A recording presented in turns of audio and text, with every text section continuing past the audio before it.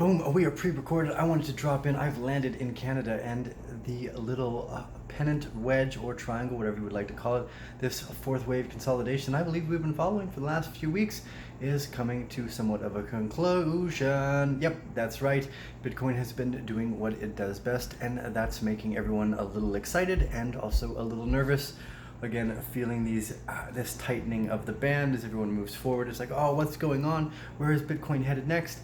I still think we're going lower, but in the short term right now, it looks like we're going to head up probably to around, what is this right here? Around $11,500 or $600.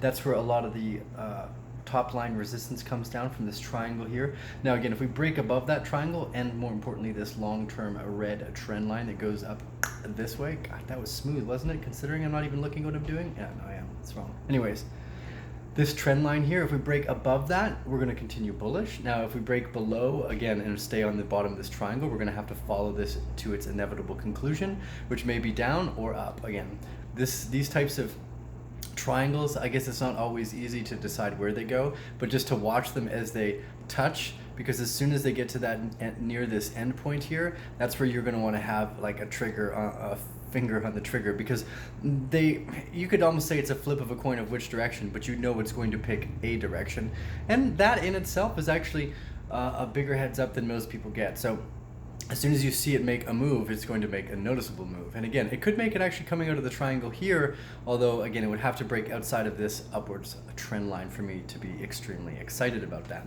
In other news, Bitcoin and the Bakkt securities launches have been cleared for the green and given a runway to take off. Now, we've heard a conjecture from their apparent launch for a few months now. So to see it come to the table, it's likely already priced into the market to some degree or another.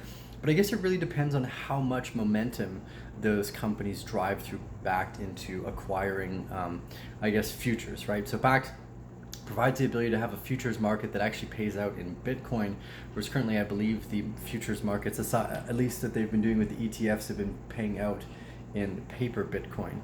Now I know when you go to BitMEX and you trade leverage bets, a lot of that's coming from the fact that most people are almost always losing.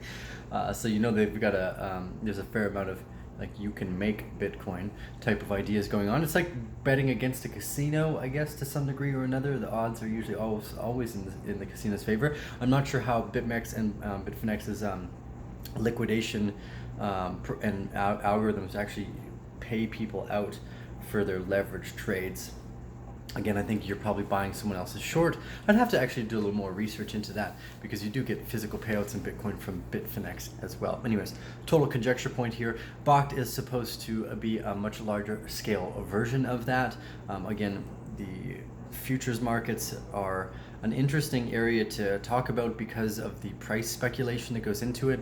One might deduce the idea that it's actually bad for the market, although Bakkt is one of these ideas that would be good for the market because it does offer physical payouts in Bitcoin. Again, the futures and derivatives markets for things like gold and silver don't have that.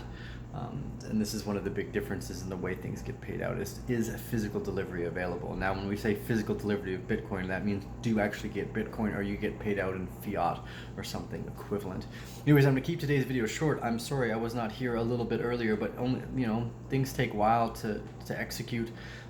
So in terms of Bitcoin technical analysis, it's a patience game. I mean, we would look at it every day. We could conjecture, oh my God, it's going higher, it's going lower. It's been following the same pattern that we've been watching for the last almost month now. So learning how to be patient while trading and waiting for the trades to present themselves is important. Just like when we hit the bottom of the triangle, up we went. There's a great position for a slight long, or when we hit the top, potentially a great position for a slight short. Now, I'm not a big fan of playing like that.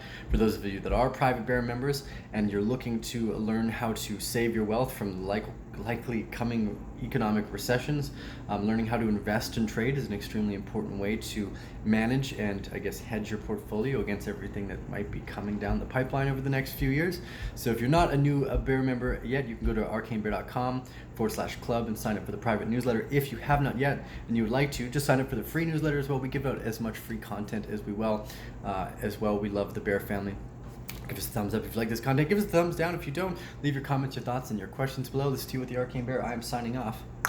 for today, and we will be back with a bunch more videos as we start to head to Bali. I'm really, really excited about what we're going to be bringing to the table next. A lot of it is going to be educational content and focused aims at helping answer some of the more difficult and the more easily answerable questions. Anyways, I'm sure you know what I'm talking about. We'll see you guys on the other side.